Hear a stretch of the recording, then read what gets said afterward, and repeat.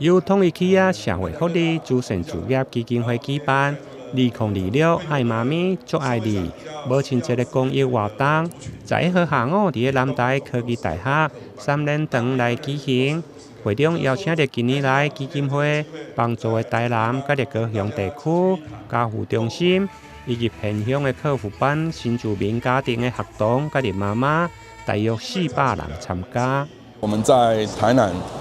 南、嘉義、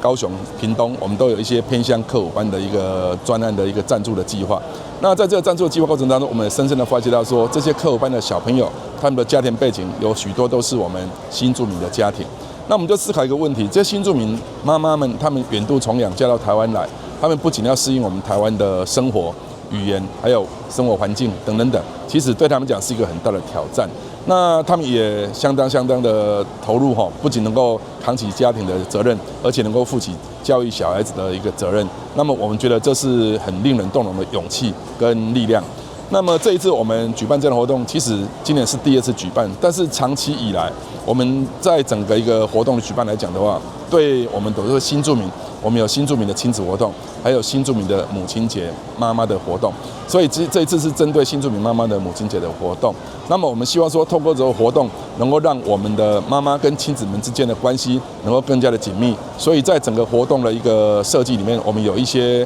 異國的一個文化啦、餐點，還有服飾，還有我們的一些親子的闖關，還有體驗式的活動。基金會結合統一集團的企業、超商、甲證券，以及學校、飯店、寢具、加眼科診所等7間無同的單位，共同關懷弱勢家庭，希望借由感恩的活動，帶領新台灣之主對着新住民媽媽對因用心照顧的感謝。感謝我媽在我爸去世後很認真工作，照顧我。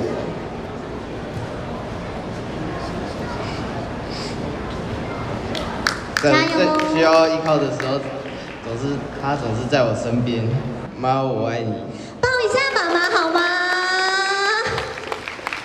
哇！在 Open 獎的開場為活動帶來熱烈的氣氛，現場還有學校的才藝表演，以及一連串異國相關的文化大會、闖關遊戲、義診、甲彩妝等親子的體驗活動。讓新住民的媽媽用重回異國的文化、家己美食，感受台灣社會對因的關懷、家己愛心。台南新聞林根採訪報道。